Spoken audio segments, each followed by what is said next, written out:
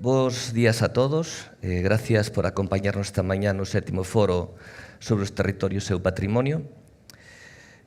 Imos adiante para falar como os fondos Next Generation, fondos europeos, poden colaborar no impulso do turismo, do patrimonio, das actividades enoturísticas no eido rural. O obxectivo non só é protexer, sino tamén promover a fixación de poboación nestes territorios e facelo sostible desde o ámbito social, económico e como non medioambiental. Isto resaltábamos antes cando escoitábamos un pouco a Alexandra a importancia desto en este territorio. Temos con nós a referentes, cada un no seu campo, que nos axudarán a comprender o reto que temos por diante, como abordalo e como leválo a éxito. Vou proceder a presentalos a cada un deles e despois farei unha pequena introducción sobre isto, que son os fondos Next Generation e por que están aquí, non? Bueno, damos a benvida a Xan Rodríguez Fernández. Se me equivoco en algo, ti me corrixes. Licenciado en Humanidades pola Universidade Pompeu Fabra e máster en Xestión do Patrimonio Cultural pola Universidade de Barcelona, membro da Facultade de Conservadores de Museos Estatais dende o 2017, na actualidade asesor técnico da Subdirección Xeral de Cooperación Cultural coas Comunidades Autónomas da Dirección Xeral de Industrias Culturais, Propiedade Intelectual e Cooperación da Consellería de Cultura e Deporte, dende onde coordina, entre outras cousas, Cultura e Cidadanía e Cultura e Ruralidades, así como as diferentes actuacións e convocatorias derivadas do Plan de Axudas para ampliar e diversificar a oferta cultural en zonas non urbanas. Como cargo público, tamén foi responsable da área de exposicións temporais da Consellería de Cultura e Deportes da Comunidade de Madrid e con anterioridade responsable da área de Acción Cultural do Museo Naval. A súa trayectoria está ligada ao sector cultural, tanto no ámbito das artes plásticas contemporáneas como en diversas institucións. Gracias, Xan, por acompañarnos hoxe. Vou ben de momento, non? Son unha corrección que non son da Consellería, senón do Ministerio de Cultura. Ministerio. Que senón... Perfecto, correxido está. Damolle a benvida ao Xío Novo, licenciado en Ciencias Políticas pola Universidade de Santiago de Compostela e doutorando en Socioloxía na Universidade da Coruña, máster en Unión Europea e Xestión de Fondos Europeos pola UDC e posgrado en organismos financieros multilaterais pola Escola de Negocios de Abanca. Investigador no Grupo CECUPS de Políticas Culturais da Universidade de Barcelona e do Grupo de Estudios Territoriais GET da Universidade da Coruña. Combinou postos en administracións locais e provinciais galegas con responsabilidades directivas no sector privado das industrias culturais e creativas e como consultor no ámbito de financiamento de proxectos culturais do turismo, medio e desenvolvemento rural. Socio de produtoras audiovisuais e danza, ocupa diferentes cargos en asociacións e foi coordinador do Comité de Xestión da Candidatura Patrimonio Mundial de Ferrol. Aquí acertei todo? Perfecto. Gracias, Uxía, por acompañarnos. Ahora vou con Anxo Lorenzo, bo día, licenciado en Filoloxía Hispánica e doutor en Filoloxía pola Universidade Autónoma de Barcelona, profesor do Departamento de Filoloxía Galega e Latina da Universidade de Vigo, dende o 92, sendo profesor titular da Universidade dende o 2000. Foi director dos Servicios Lingüísticos da Universidade de Vigo e do Departamento de Filoloxía Galega e Latina na mesma universidade.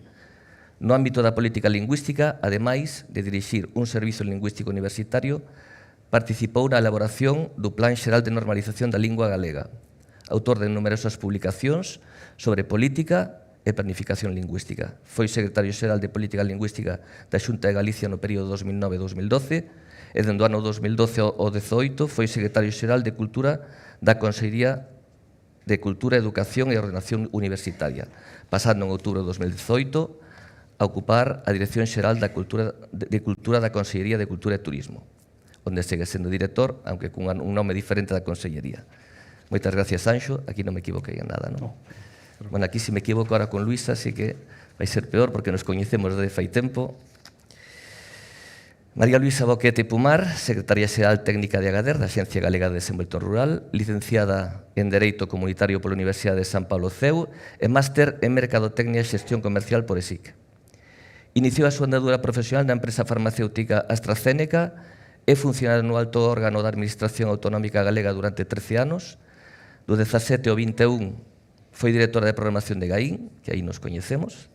Dirixeu os equipos responsables do deseño e implantación da RIS3 Galicia, RIS3T transfronteriza para a Eurorexión Galicia Norte de Portugal, a Civil Wars Initiative, dirixido ao desenvolvemento de industrias aeronáuticas, non vou dicir dos drones, senón seguramente que alguén me chama a atención. Ou a Estrategia Galega de Polos de Innovación Digital. Durante este tempo foi a representante regional na rede de rexións europeas para investigación e innovación ERRIN, e nos comités H2020 da Comisión Europea. Desde o ano 2021, traballa na Axencia Galega de Desenvolvemento Rural, onde ocupa o cargo de secretaria xeral e onde, xunto co equipo do resto da Axencia, traballa na definición, implantación e impulso das políticas innovadoras que permitan o desenvolvemento económico e social. Acertei tamén. Bueno, só un error. Bueno, antes de nada, despois de presentarvos, quería introducir un pouquiño o marco este dos fondos Next Generation, que tanto imos falar, entender por que están aquí, para despois darlle paso a cada un de vos e que expliquedes un pouco a vosa experiencia en cada un dos vosos ámbitos. Bueno, como ben sabedes, tras a crise e a pandemia da COVID-19, a Comunidade Europea creou un conxunto de instrumentos financeiros dotado con 750.000 millóns de euros, algo histórico na Unión Europea, e a finalidade era apoiar inversións e reformas para lograr a recuperación sostible e resiliente ao tempo que promove e prioriza a ecoloxía e digitalización. España foi un dos países máis beneficiados destes fondos, tocaron en 140.000 millóns, certo que tamén foi un dos países máis perxudicados por esa crise. Desos 140.000 millóns, 60.000 millóns son non retornables, é dicir, non vamos a ter que devolvelos, e outros 80.000 van a ser en formato de préstamo. Para poder xestionar estes fondos, creou un mecanismo chamado o PRTR, o Plan de Recuperación, Transformación e Resiliencia. Básicamente, o que collía os 4 eixos a través dos que se distribuían, que eran transición ecolóxica, transformación digital, cohesión social e territorial e igualdade de xénero, e intentaba, a través de 10 políticas palanca de 31 componentes, aterrizar esos fondos para que todos superamos a que partida podíamos optar e que convocatorias iban a sair. O meu equipo tocoulle de cerca, foi ademais un honor e un privilexio, traballar na parte de turismo con estes fondos, moitos deles dos que estábamos falando hoxe aquí, me iban sonando todos porque tocaban en certas partidas que habían tocado aí. O componente que tocou a turismo era a política quinta e o componente 14. Aproximadamente había uns 3.500 millóns, dos cuales a mitad os iban a xestionar o Goberno Central e outra mitade iba a ser en transferencia autonómica. De aí viñeron esos plans de sostenibilidade que falaba antes Alexandra, que eles teñen un concretamente da última convocatoria que iba coa temática de turismo azul, e teñen un anterior que tamén son fondos europeos, pero non son Next Generation. Son fondos que veñen con fondos FEDER, o cal tiña unha particularidade, e aquí entramos nunha das primeiras elementos importantes destes fondos. Aquí estes fondos son financiables ao 100%, cando os anteriores exixe sempre unha certa cofinanciación dependendo que tipo de administración é a que colabora. Vale? Entón, aquí, para entrar en materia, pois deixo que cada un de vos explique un pouquiño a súa experiencia, pode ser en estes tipos de fondos ou anteriormente, e que é o que tedes que xestionar no voso ámbito. Momento. Pois moitas gracias pola invitación á organización.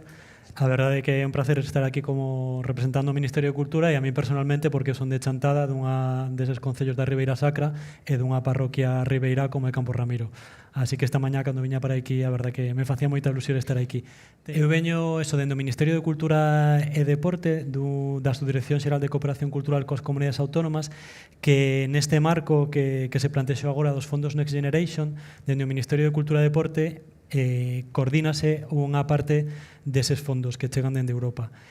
Para ubicarnos tamén enlazar coa presentación, os fondos europeos son ese gran fluxo de fondos que chegan dende Europa cos Next Generation con motivo da crise do COVID. Ese PRTR establece unha serie de líneas de traballo e unha delas é a cultura. Gracias.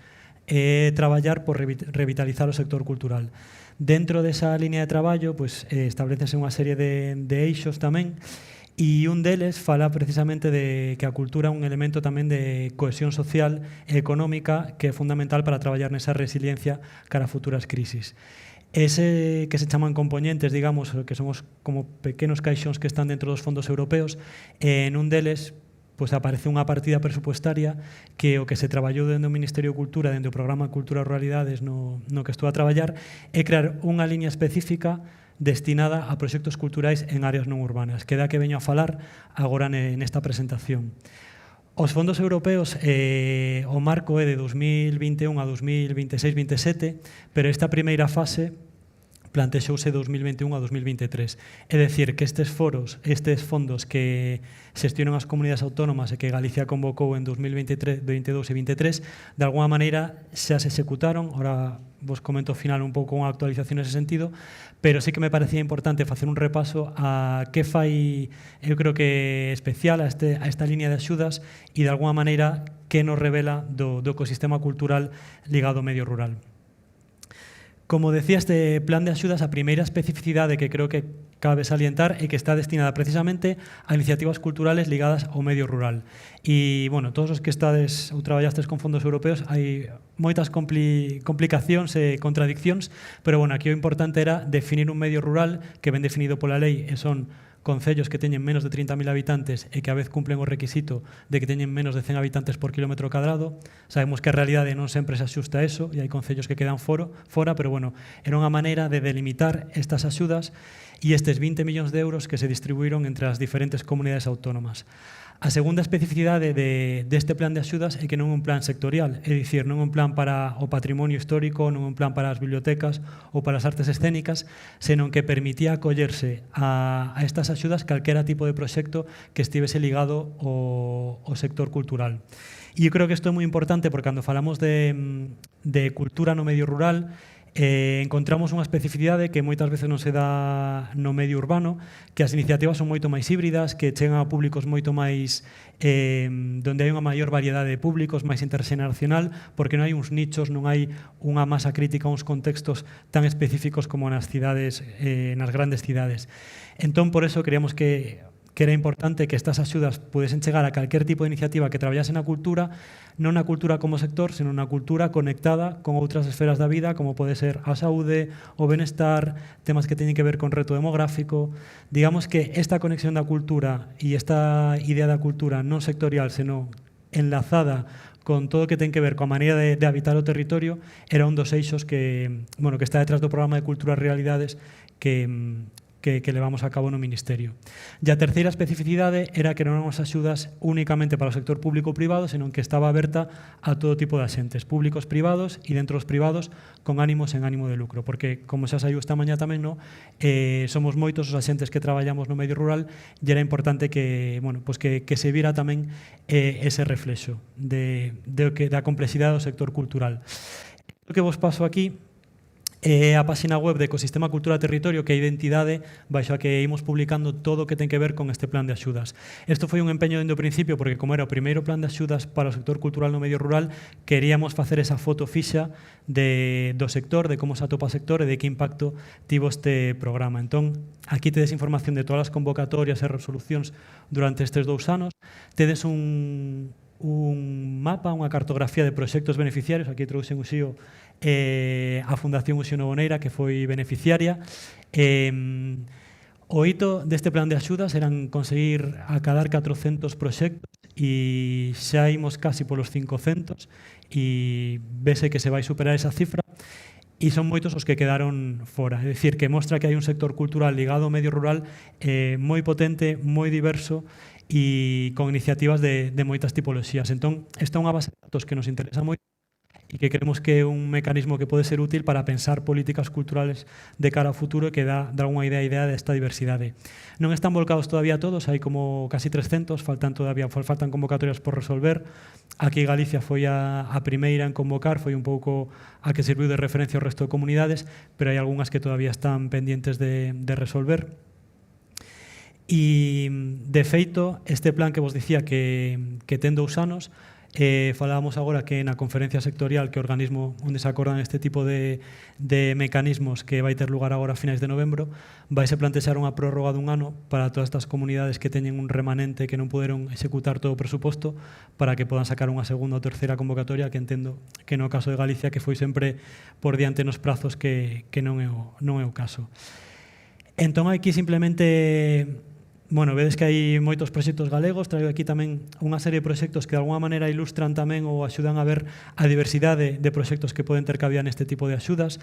Hai un gran caixón que son todo o que teñen que ver con programación, con acceso á cultura tamén no medio rural, pero tamén dentro dos proxectos subvencionables hai outras tipoloxías que nos parecen interesantes, como os laboratorios de innovación. Este é o caso de un laboratorio de innovación que se presentou en Cantabria por Tanea Arqueoloxía, que son ferramentas para poñer en común coñecementos de persoas de diferentes eidos e pensar a cultura e proxectos culturais de maneira colectiva. Pois iso tamén é un proxecto que contribúe aos obxectivos do plan de axudas. Ou un proxecto de articulación do sector cultural moito máis específico que empezou a facerse en Castellón, que agora, gracias a estes fondos, pues, está facendo en 2 comarcas de Cataluña, que este de Donas Artistas Rurals, que é un proxecto de articulación do sector profesional das artes plásticas femenino no medio rural. Este é un proxecto que, como digo, se celebrou xa en varias comarcas e, como fruto deste proxecto, sempre se crearon asociacións de artistas rurais que seguen traballando. Ou un proxecto en Murcia que traballa máis os temas que teñen que ver coa transferencia de coñecemento, con mediación, con esa parte máis de entrar en contacto co público e fomentar a participación. Entón, simplemente mencionar que esta ferramenta, esta web de Ecosistema Cultura Territorio está aquí, tamén cunha sección de recursos, e vides do campo da xestión cultural, son máis de 200 referencias de recursos que están en línea pensadas para o emprendemento cultural no medio rural. E simplemente mencionar tamén como final, ¿no?, que está ese programa Cultura e Ruralidades no que traballamos dentro do Ministerio, que vimos traballando todo o que ten que ver eso con darlle unha posición de centralidade ou de igualdade ao sector cultural no medio rural e que pues, tamén un gran repositorio de recursos que está a disposición. Agora mesmo estamos traballando empezando en realidad, nunha evaluación deste plan de axudas para pues, traer coñecemento, ver como funcionou nas diferentes comunidades, tamén poder medir o sector cultural, ver cantas iniciativas se quedaron fora e que creo que nos pode axudar a todos a pensar en como darlle continuidade a estes fondos. E creo que vou deixar aí a miña intervención. Así que gracias e Uxío. Perfecto. Pois damos o paso entón a Uxío para que poida... Imos do máis grande ao máis pequeno. Eu son así veciño voso aí das terras de arriba, do Courel. Estou moi contento, moi agradecido de que me invitarades a estar aquí como cada ano. Penso que xa é o 5º foro. Mentres que me invitedes, seguirei vindo ata que a Ribeira Sacra seña Patrimonio Mundial da UNESCO e quizabes despois a celebralo tamén. Quizabes meter unha, inda que toda esa retaíla de textos leídos que dixeche, o que son un courelao, secretario da Fundación Novoneira, aquí, non? Das montañas. Para mí isto non é territorio alleo, porque para os courelaos o Courel chega ata Monforte de Lemos e máis arriba de Ocebreiro, seña que estou na casa, non? Como en Quiroga, como en Chantada, todo a Ribeira Sacra e o Courel forman unha continuidade entre a montaña e o val, que somos todos os galegos de Lugo, non? Que decía Anxel Fole, que hoxe tería 120 anos. Os galegos de Lugo somos esta xente da Galicia interior. E quizabes estou aquí porque nos, efectivamente, temos unha programación que acabades de ver na pantalla que se chama a programación expandida do Festival dos Eidos, que pudemos facer grazas ao Territorio Cultura, que é a forma que temos en Galicia, na Administración Autonómica, de chamarlle as axudas para diversificar a oferta cultural en zonas rurais. Nos tivemos a sorte e a honra, que non creo que señamos merecedores, porque moitas deses puntiños que vedes no mapa do país son iniciativas tanto máis interesantes da nosa, de ser beneficiarios e ser puntuados nas 2 convocatorias en primeiro lugar. E ademais temos que darlles gracias ao Ministerio de que ademais eso permitiunos durante o primeiro ano do programa Territorio e Cultura ser estudiados como unha das 10 iniciativas culturais máis interesantes do Estado español, non en no rural. Entonces estamos moi orgullosos para unha fundación literaria que é un tipo de entidade moi especial, que ademais é moi significativa do noso país. Pensai que hai case tantas fundacións literarias en Galicia como no resto do Estado español. Eso é normal, ainda eu lembro os premios da cultura galega do ano 2021, que estaba ali, escoitelle ao noso presidente decir que debíamos de ser dos poucos países do mundo, xunto cos rusos e algúns países latinoamericanos, onde os escritores e os seus poetas eran case como héroes, non? Inda outro día estaba moi orgulloso de escoitar que na miña terra, nunha das tabernas, decir que había dous oficios respetables no Courel, que era poeta e cazador. Sí que é verdade.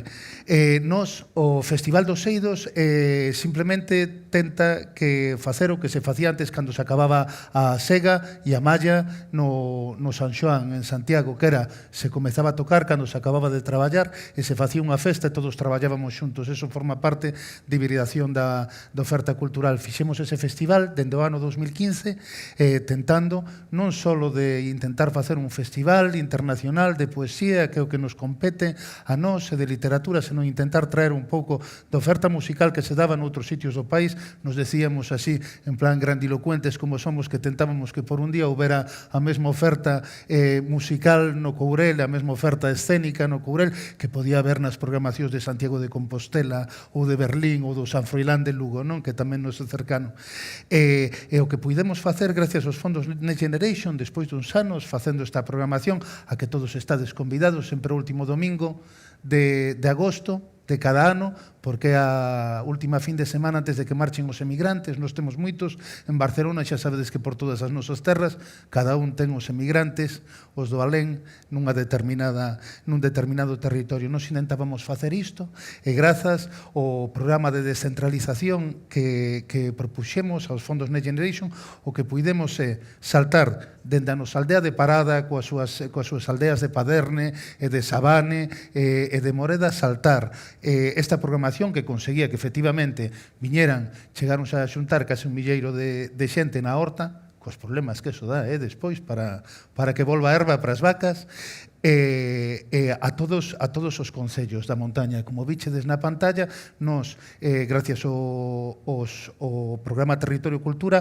puidemos levar exposicións sobre patrimonio literario ás terras de Monforte de Lemos, a Iquina, Praza que hai diante do Concello, a Quiroga, ao Incio, a dúas partes no Courel e a Pedrafita do Cebreiro.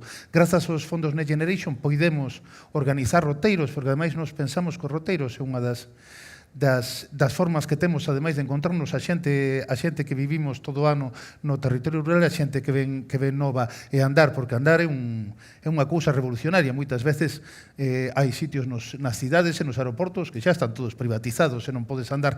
E como decía antes este Heracles que temos na Dirección Xeral de Patrimonio, este Atlas que Chaín, unha das primeiras cousas que temos que recuperar e que temos que valorizar son as nosas rotas, os camiños, non os vellos camiños, rotas deixadas, que decía meu pai. Nos fixemos rotas dende a estatua de San Roque en Pedrafita do Cebreiro, por donde se subía a feira de Pedrafita, ata Pacios do Señor, que ora é Pedrafita, pero que en cambio era de onde viña a miña avoa, sempre foi a aldea central do Courel. Fixemos rotas e mapeamos os recursos literarios en Quiroga, polos 120 anos de Ángel Fole.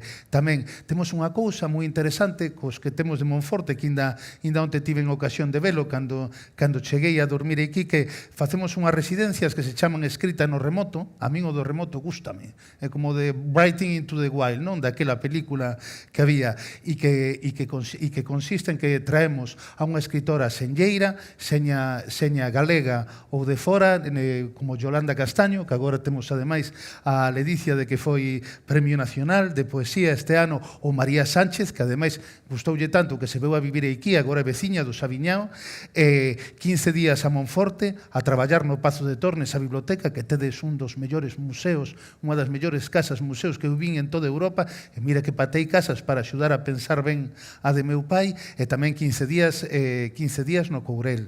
E ademais deso, o festival, que se sigue a desenvolver e que ten unha cousa que tamén forma parte do recoñecemento que lle temos a xente que vive, que mantén as casas, os que están de sempre, os paleocourelaos, que nos chaman, e os neocourelaos, os que mercaron unha casa e todos os seus recursos e todo o seu tempo libre, todo o ocio, o levan ali, que é o mesmo que antes decía o mestre Manolo Gago, que pasa tamén na Ribeira Sacra, no no noso territorio, que non é tan pequeno, que é tan grande como Berlín, ten 22.000 hectáreas, o Concello de Folgoso, pasou moito durante os anos 90 e sigue manténdose, non? Esa creación e ese retorno rural que fai a xente que tivo os orixes aquí, ou xente que ven de fora, e que tamén pase na Ribeira Sacra. A min axúdame moitas veces a pensar as rotas de autobuses, como poder aproveitar estas rotas de autobuses turísticos para que nós, que no Courel xa non quedan rotas de autobuses públicos, poidamos como poder aproveitar o noso sistema de licencias de educación pública que temos, que fai que lle paguemos un autónomo a cada pai na aldea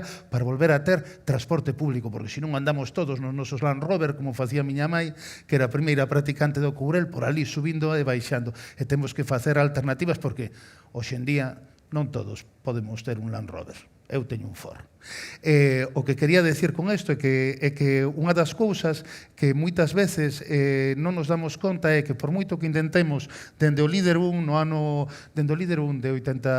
80 84, do líder 2, do líder 3, unha das nosas estrategias, como ben se decía aquí outra vez Chaín, Manolo Gago, todos os que a rapaza bodegueira que estaba na mesa anterior, decía, temos que intentar fixar poboación aproveitando recursos. Eu estaba indignado aí remoéndome na silla porque eu que teño 700 castiñeiros, saber que non podo facer que non hai barrís de castiñeiros feitos en Galicia que cumplan o estándar, eso é un reto que nos vamos a ter que marcar en conxunto, non? E despois unha cousa que dixo Crecente, que me chamamos Courelao como se fora eu Zetangana ou algo así, que algo teño deso, que son do Celta de Vigo.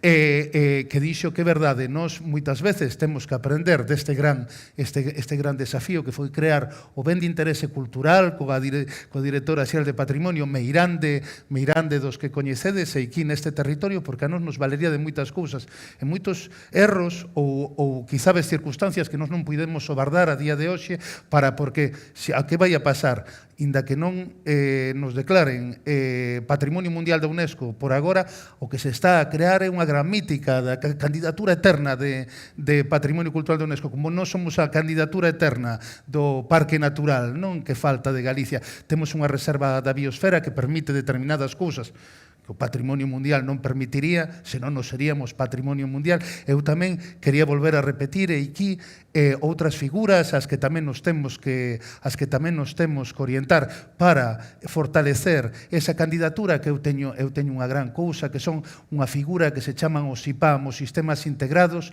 de Agricultura Patrimonial, que tamén é mundial, é da FAO, non é da UNESCO, pero que penso que, como non andedes continuo e velocidade declarando a viticultura heroica SIPAM ou facendo unha candidatura, nos con Valdeorras e co resto dos castiñeiros declararemos a castaña candidatura a Sistema Integrado Patrimonial. Non vou a decir nada máis, tamén decir que nos, inda que fomos beneficiarios, agradecemos, ademais, todos os indicadores que nos fixeron ser primeiros nas dúas convocatorias, na parte de ánimo de lucro. Non vou a decir que aquí no voso territorio non impactara o voso programa, impactou moito máis que o Courel. Por exemplo, ademais, vou comezar por Pobra de Brollón. Pobra de Brollón é un dos concellos beneficiarios da parte que hai para concellos, hai outra parte para entidades sin ánimo de lucro e empresas. Son dúas liñas diferenciadas.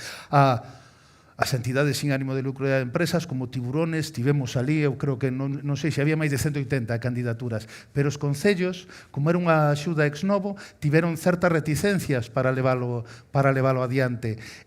Non deberían, porque nós tivemos, tanto por parte da Dirección Xeral de Políticas Culturais como do Ministerio, tivemos uns foros, o foro dos fondos Next Generation de Cultura, que creou un catálogo con proxectos tractores, con prioridades, que nos acompañou durante un proxecto modélico, porque se aprendes o programa antes de que salgan as convocatorias, vas a ser moito máis certeiro aproveitando. E tamén os encontros de Cultura e Cidadanía do Foro Cultura e Ruralidades, que xa nos levan a facer esta rede, mapeando como vedes e acompañándonos e anunciándonos estas convocatorias. Pobra de Brollón conseguiu o seu programa Territorio Cultura, que non é unha cousa nada baladí nos concellos pequenos. Se vedes, os concellos pequenos non teñen orzamento de cultura moitas veces. Se facedes os sumatorios, pode que non chegue.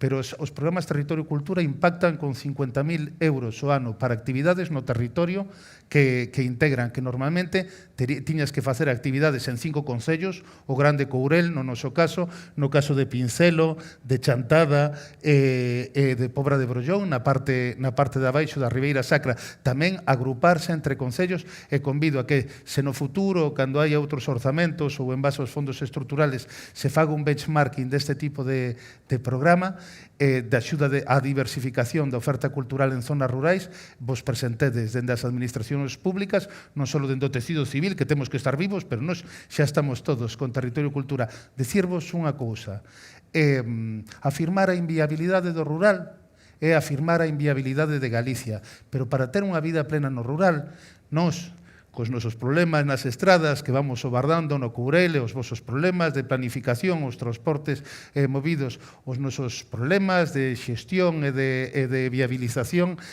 da sanidade e da educación, pero se non dotamos dunha vida cultural plena e que os nosos montañeses, os galegos do interior, poidamos ter unha oferta cultural similar no noso tamaño ás grandes cidades de Europa, se temos, como falaba outro día o director xeral conmigo, temos unha das maiores concentracións de patrimonio cultural de Europa, temos casi o 40% dos BICs do Estado español. Temos, e na Ribeira Sacra, sodes unha das maiores concentracións de patrimonio cultural, solo similares a sitios como Italia, como Milán, como Francia. Entonces, pero sin unha vida cultural plena, cando teñades que os que traballades, pensai que ademais o sector cultural normalmente é a primeira liña do sector turístico, porque moitas veces o que veñen, como decían antes, é a compartir a nosa cultura viva, non só o noso patrimonio cultural, o noso patrimonio cultural ten que ser útil para os de fora, para os que son cidadáns por un día,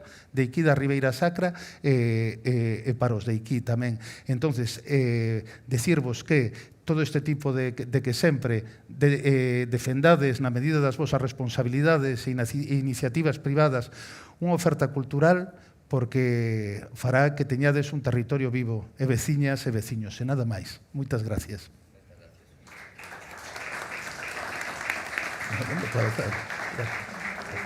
Moitas gracias, pois despois desta explicación tan enriquecedora, dámolle paso a Anxo para que nos explique. Pois moitas grazas, moi bons días a todos e a todas. Uxío, cravaches os 15 minutos, además, non sei se estaba seguindo o reloxo, pero foi pa.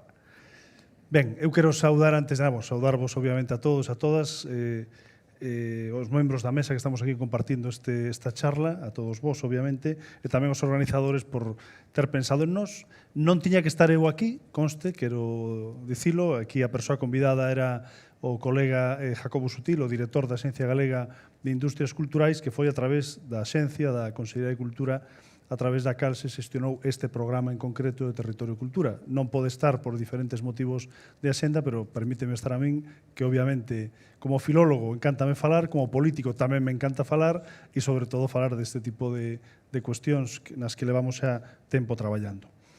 E ademais facelo aquí en Monforte de Lemos, onde é unha das capitais da Ribeira Sacra, non é a capital de Ribeira Sacra, sinto moito, pero non é a capital, é unha delas, xunto con outras das que xa foron mencionadas aquí, pero, bueno, en todo caso, unha desas capitais da Ribeira Sacra, dunha candidatura a Patrimonio Mundial que tivemos ocasión a semana pasada de relanzar. Eu creo que xa desta vez vai, creo que tivemos ocasión de relanzala, eu creo que desta vez, eu creo que este impulso que lle estamos dando entre todos, pois creo que esta vai ser a boa, non? E senón a directora xeral de Patrimonio que nos acompaña, pois, en fin, creo que está facendo moi ben os deberes nesta, antes tamén, pero sobre todo agora con este novo enfoque que ten a candidatura. Ben, eu veño aquí a falar dun libro que xa está medio falado por parte de Xián, desde a perspectiva do Ministerio de Cultura. Baixamos algo máis concreto a través de Uxío como beneficiarios desta liña de colaboración desde a Fundación Uxío Novoneira, e eu vou volver outra vez a darlle o foco un poquinho máis amplo e falar un poquinho de Territorio e Cultura, do que foi este proxecto para nós e do que foron as dúas convocatorias que están, como comentario final, pois xa finiquitadas, en proceso xa de remate de xustificación e a diferenza de outras comunidades autónomas, pois nós non temos remanentes. Non é por culpa nosa, é dicir, non é por mérito ou por demérito noso, senón por mérito das entidades que foron beneficiarias e que pois están xustificando, están implementando o investimento e xustificando sen ningún tipo de problema, seguramente porque, como comentaba antes, efectivamente, Xian, adiantámonos na primeira convocatoria no ano 22, realizamos por anticipado de gasto a convocatoria deste ano 23 e rematamos o proceso de actividades no mes de agosto, co cal, pois, bueno, a xustificación foi, ou está sendo, mellor dito, sen maiores atrancos e sen maiores problemas. Pero ben, en todo caso, Territorio e Cultura, pois, como foi dito, como xa sabedes, este é un dos proxectos que dentro dese mecanismo sempre de nome moi complicado, o Mecanismo Europeo de Recuperación e Resiliencia dos fondos Next Generation, centrouse en buscar esa forma de activar a actividade cultural nas zonas non urbanas, nas zonas rurais. É certo que non foi o único proxecto que tivo impacto no territorio non urbano. Evidentemente, houve outros proxectos dentro deste paquete. No caso de Galicia foron case 10 millóns de euros de diferentes proxectos, un deles foi Territorio e Cultura, pero houve tamén outros proxectos que tiveron impacto no territorio non urbano. Sen entrar en maiores profundidades, no caso das bibliotecas, por exemplo, tivemos un aporte extra de case 800.000 euros para compras na rede de bibliotecas de Galicia. Claro, moitos deses beneficiarios foron bibliotecas de concellos, bibliotecas municipais de concellos situados no ámbito rural. Obviamente, tamén, polo tanto, aí houve un aporte para o ámbito non urbano. Pero, bueno, centrándonos no ámbito de Territorio e Cultura, obviamente, para nós isto entendémolo sempre desde o principio como unha oportunidade. Unha oportunidade porque somos moitos, administracións públicas, as tres, bueno, o Ministerio tamén, obviamente, o Goberno Central, Xunta de Galicia, Deputacións e Concellos, e entidades privadas, tanto con ánimo de lucro como entidades asociativas, fundacionais, é dicir, sen ánimo de lucro, que levamos moito tempo intervindo no territorio, no ámbito rural, intervindo con accións, con programacións, con ciclos, tamén ás veces con accións puntuais, con festivais, en fin, con moi diferentes tipos de iniciativas. Tamén o fai a GADER, por certo, a Axencia de Desenvolvemento Rural da Xunta de Galicia, digo, intervindo no ámbito rural, moito, no patrimonio cultural, no patrimonio no material e no inmaterial. Entón, para nós isto foi unha oportunidade sobre todo no sentido de non tanto continuar con proxectos, é dicir, de poder utilizar esta ferramenta para asentar proxectos. Esta era unha idea para nós importante, porque o efímero, o non estrutural, o non estruturante, iso, bueno, pois todos estamos facendo, non? E hai algúns proxectos que si son, ou que si teñen ese carácter máis estruturante, permanente, de fondo, proxectos como hai tamén nas cidades, obviamente, nos ámbitos urbanos. Parecíanos que isto era unha oportunidade para, a través desta convocatoria, destes fondos europeos, a través da liña establecida polo Ministerio e coa colaboración das comunidades autónomas, de poder ter proxectos que tivesen ese carácter estruturante, que fosen máis alá das actividades ou das accións illadas, que pudesen ter visos de permanencia e, sobre todo, que fosen proxectos que tivesen unha repercusión para o sector cultural, é dicir, para ese sector privado de carácter cultural, do ámbito cultural, que pudesen ter, por lo tanto, asentar proxectos, tecido, dentro do ámbito non urbano, que sempre é máis complicado que non no ámbito urbano, nos ámbitos urbanos.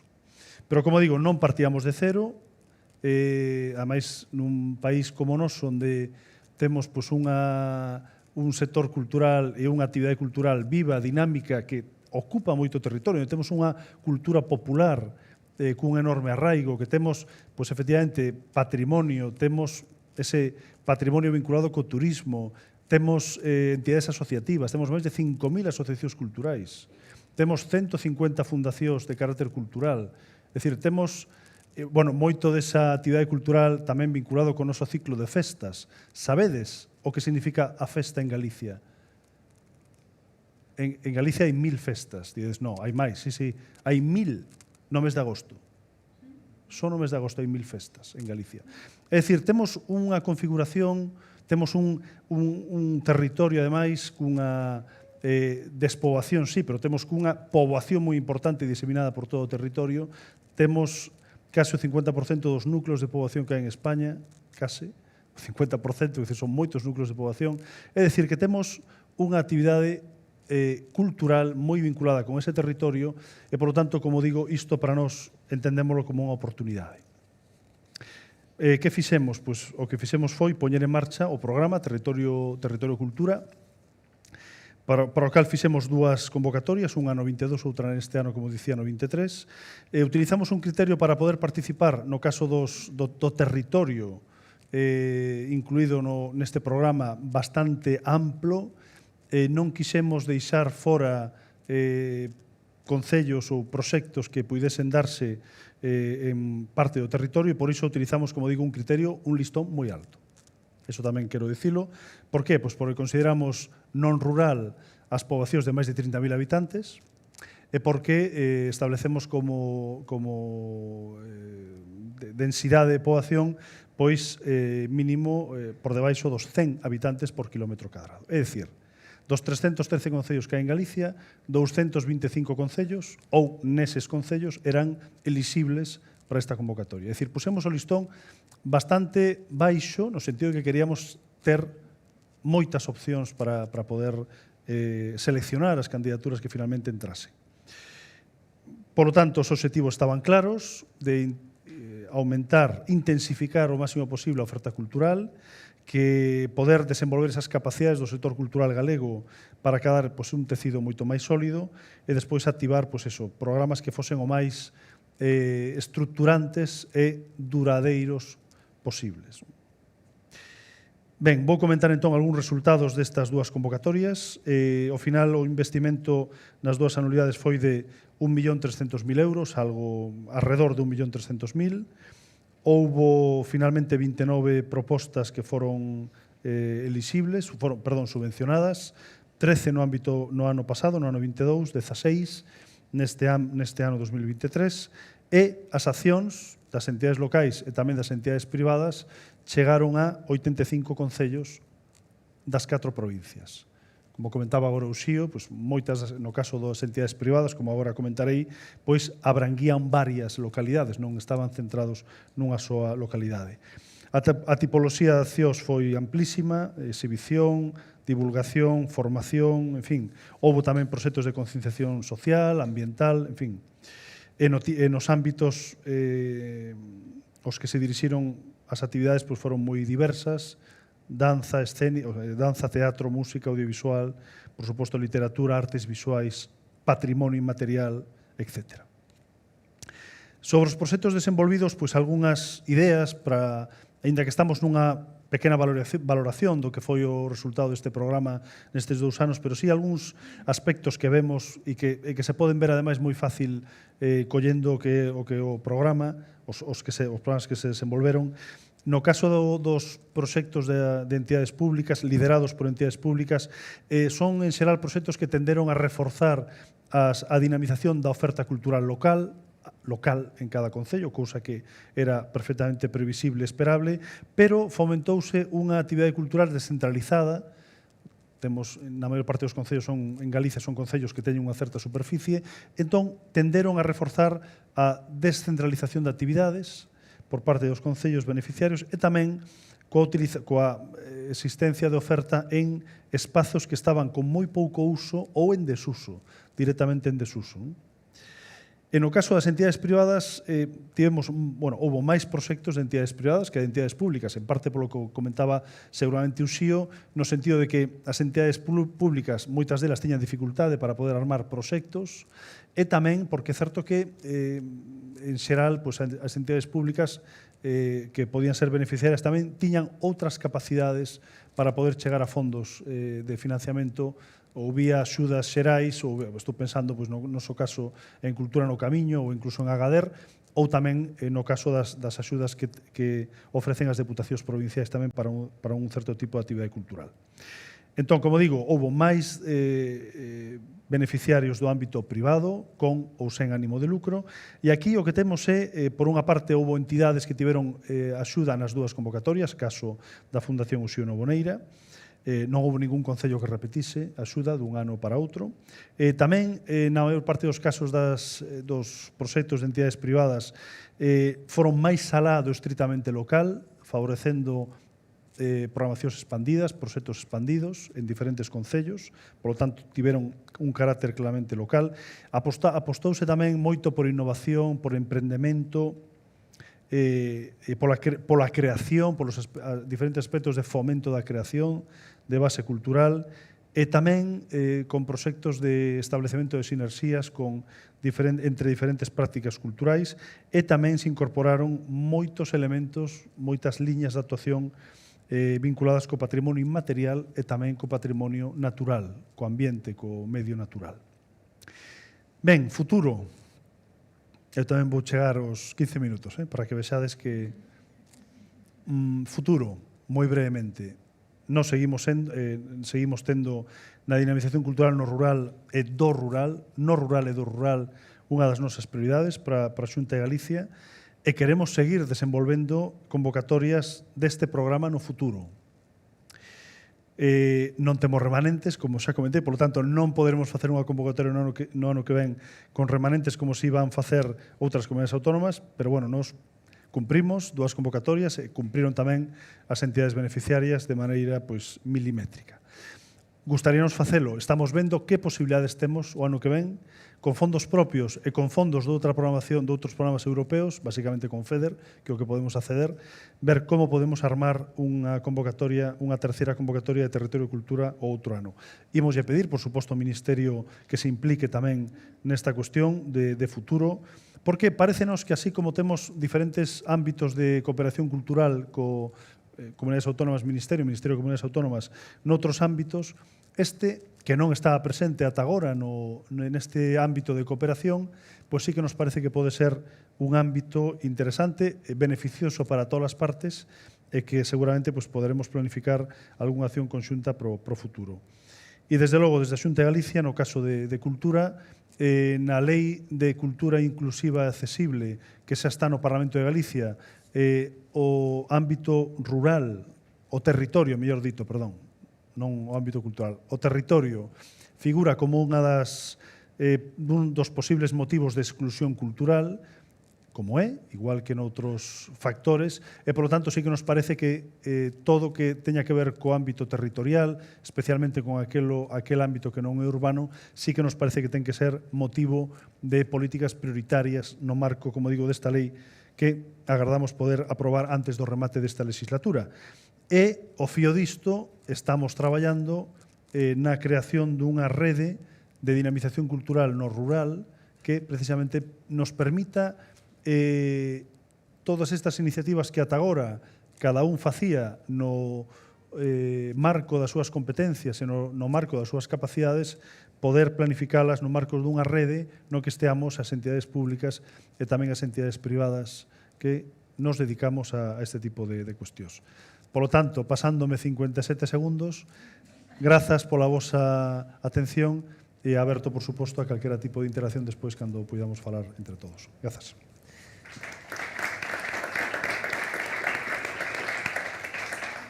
Moitas gracias, Anxo. Bueno, ahora, para non demorar máis, vamos a darlle paso a Luísa.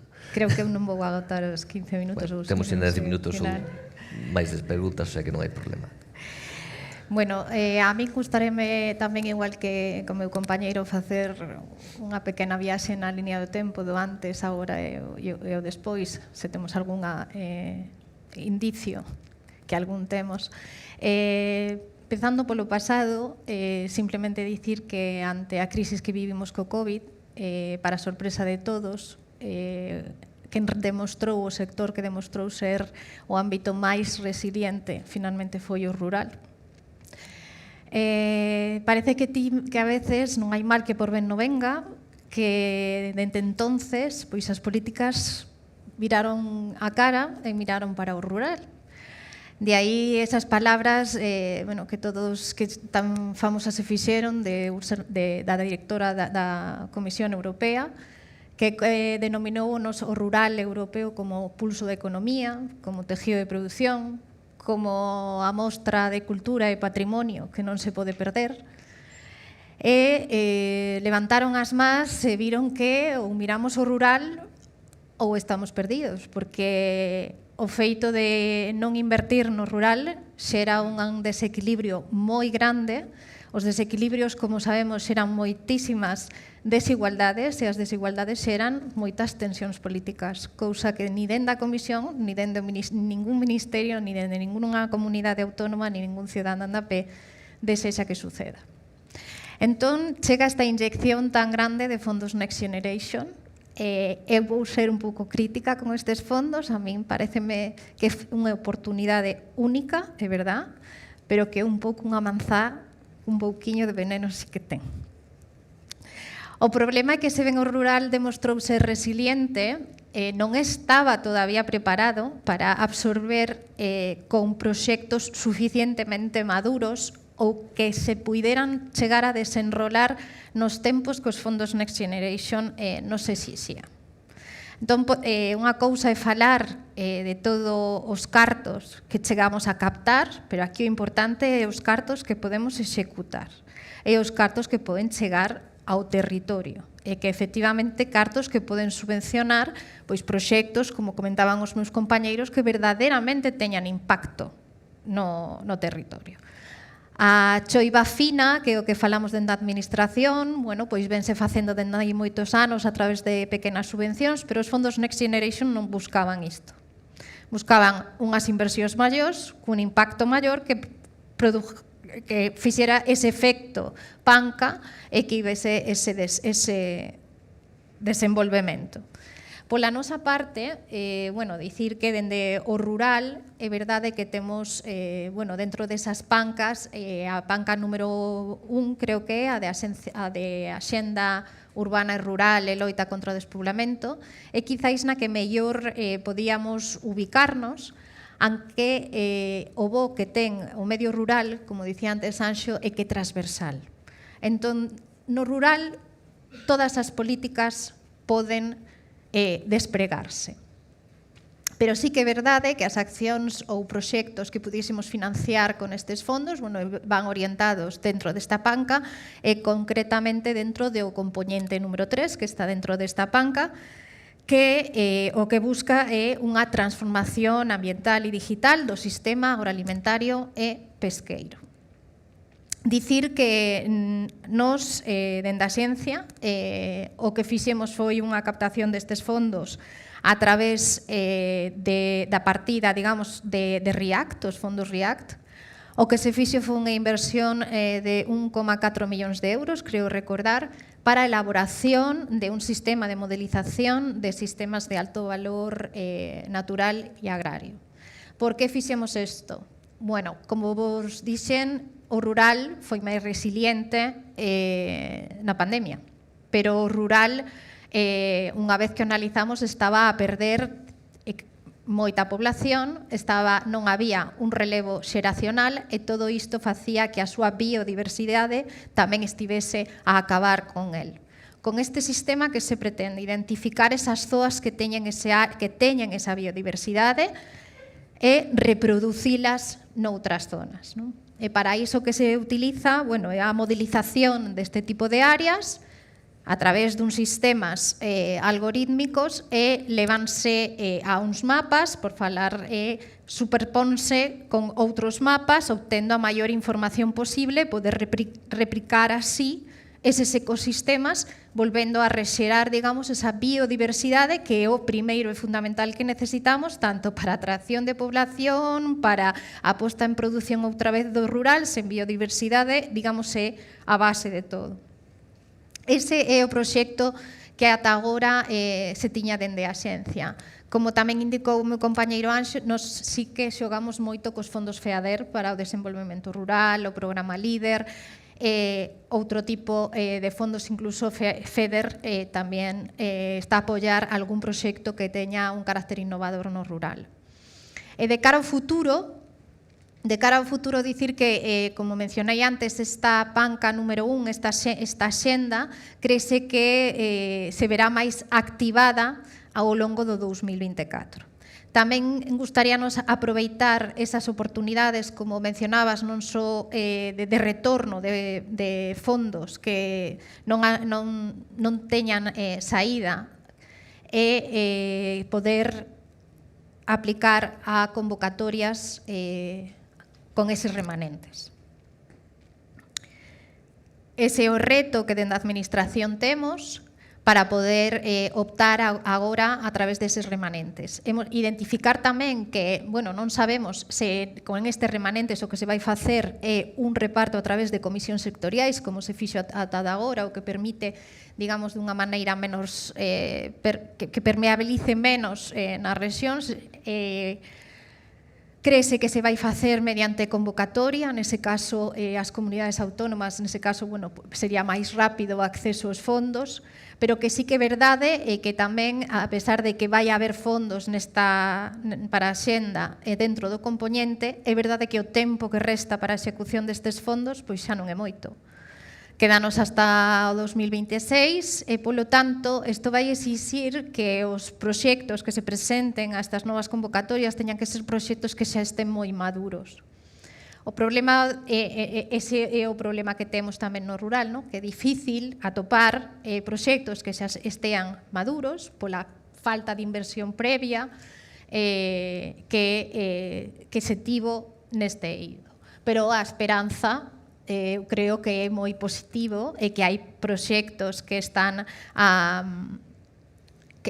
sorprendernos moitísimo e temos aí esa oportunidade que non podemos desperdiciar. Unha financiación que pode facer que, bueno, revitalizar o medio rural, pero para eso eu creo que é fundamental a aplicación de políticas expansivas e, sobre todo, políticas que sinerxen, é dicir, aproveitando esa transversalidade que ten o medio. Nada máis.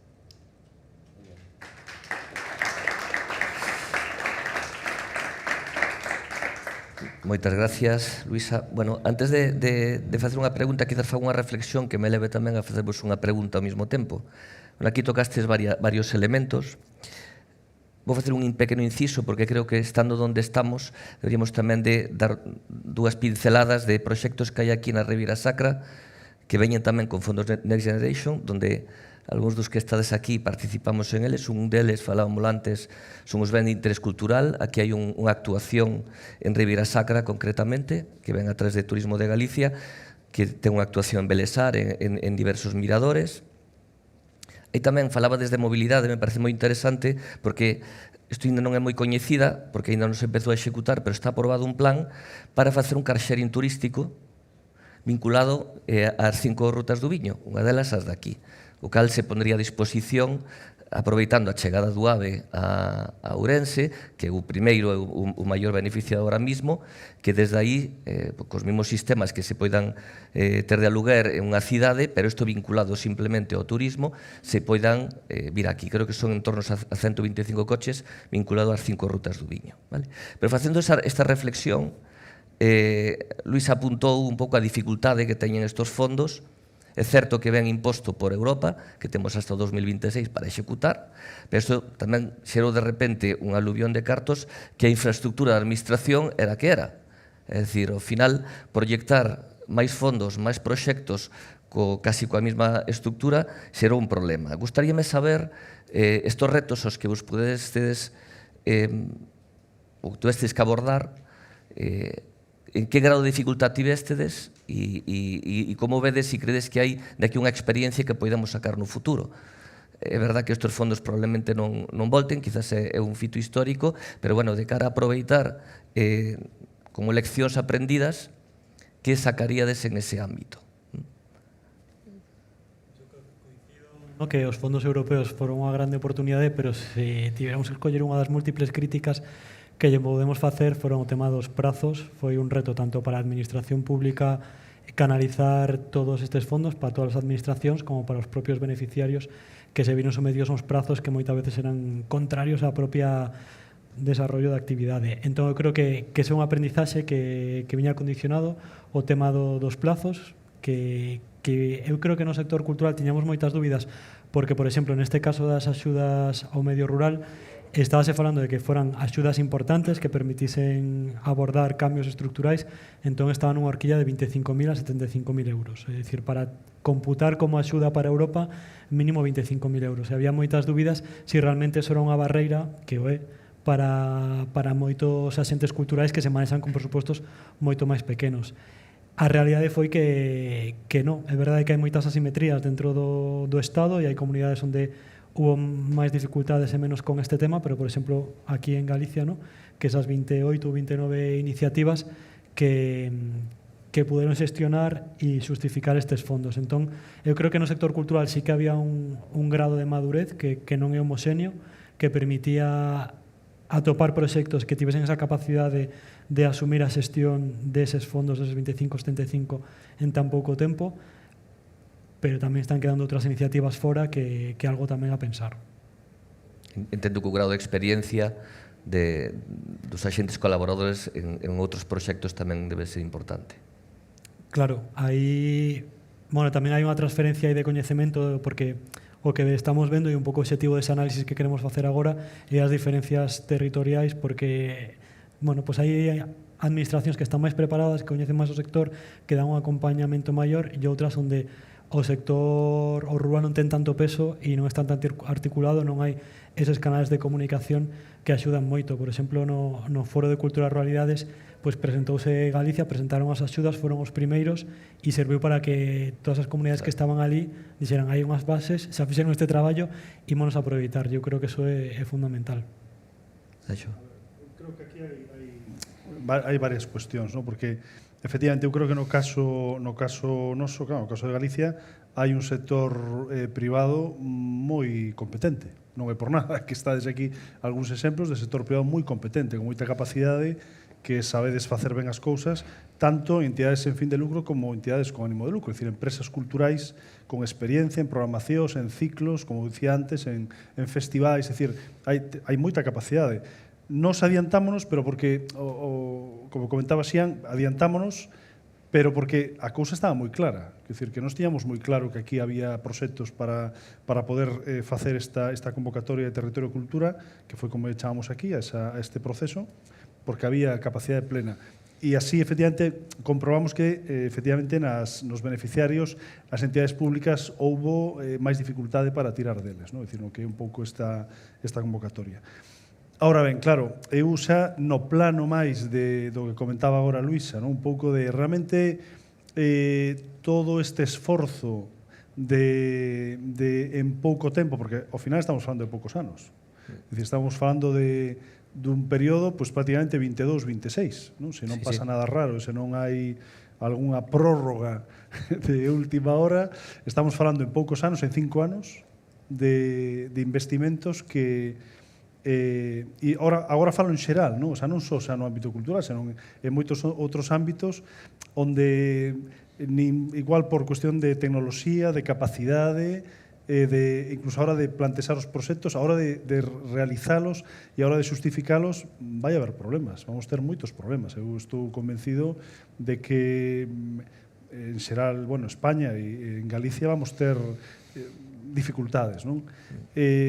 E despois está, como digamos, terceira cuestión, efectivamente, isto vai servir para fixar proxectos culturais, neste caso, volvéndonos a nosa cuestión, que proxectos que vayan quedar, que sexan estruturantes, como comentaba antes, que sexan proxectos tractores que van estar ali máis alá deste ciclo de axudas, ou se somos capaces de seguir desde a Administración Autonómica co apoio do Goberno Central, pois claro, isto eu agardo que sí, pero non é fácil tampouco vai ser fácil, non? E tamén é certo que se comprobamos ao longo dos anos no ámbito urbano, nos ámbitos non rurais, nos ámbitos urbanos, moitos proxectos foron caendo, outros quedaron, e temos nas cidades, temos proxectos que quedaron aí, que están aí, que para nós son proxectos importantes nas cidades, non? Estou pensando, seguir máis lonxe, proxectos museísticos, proxectos de consorcios, proxectos musicais, que están aí e quedan, non? E son proxectos imprescindibles para estruturar a actividade cultural nas cidades. Creo que temos que... E outros proxectos, en cambio, no ámbito urbano, quedaron polo camiño. Sí. Duraron o que duraron e xa non están. Bueno, pois eu creo que no ámbito rural vai pasar algo parecido. Obviamente, non, por desgraza, non todos os que se están poñendo en marcha van poder seguir, pero outros sí. E entón, eu creo que para nós, para min, o importante é ser capaces de, na maior parte do territorio, ser capaces de que haxa proxectos estruturantes en todo o territorio. De aí un pouco o tema da sustentabilidade que fose tamén económica, é dicir, ao final estes fondos o que buscan non é solamente unha inyección para que desde a administración se este financiando constantemente o desenrolo que se vai a facer, senón que o símil este de, en vez de repartir pan e peixe, mellor repartamos cañas de pescar e enseñemos a pescar. Esta é un pouco a lección que debería quedar de todo isto, que non é doado e hai moitas cousas ou moitos elementos importantes para conseguir que eso se chegue a bo porto. Sí, Uxío. Do sector cultural ten unha cousa que decía Anxo, temos un sector cultural como en toda Europa, pero aquí en especial porque é o mesmo que a nosa dispersión poboacional. Temos un sector cultural moi atomizado. Temos un sector cultural que ten un 80% de traballadores autónomos. Entonces, cando abordamos, sobre todo na parte do sector cultural que traballa no territorio rural, encontrámonos con que temos un sector tan atomizado como as aldeas, como o noso arquipélago de aldeas que forman o mapa de Galicia. Por eso poña antes a metáfora de as nosas fundacións literarias. Moitas veces nos, cando estamos traballando no Courel, somos a fundación literaria, o recurso educativo, o recurso turístico, e cando hai que baixarlle polas recetas de sanidade ao veciño tamén vamos nós. Entonces, é unha cousa. Despois, o problema de cofinanciamento do tamaño das nosas empresas, dos acertos que tivo o desplegue dos fondos Next Generation en Galicia foi o superar o umbral de cofinanciamento. Moitas veces temos ese mismo problema con líder, non tanto cos non productivos como nos productivos. É moi difícil as iniciativas que son de baixa capitalización, pero que teñen un gran retorno a nivel de creación de postos de emprego e de xeración de recursos. Temos un gran problema por acadar o cofinanciamento mínimo nesto. Foi modélico na súa primeira convocatoria e acadar o 80% de cofinanciamento, non? Frente ao 60% que polo menos era o estándar en Europa creativa nos anos anteriores.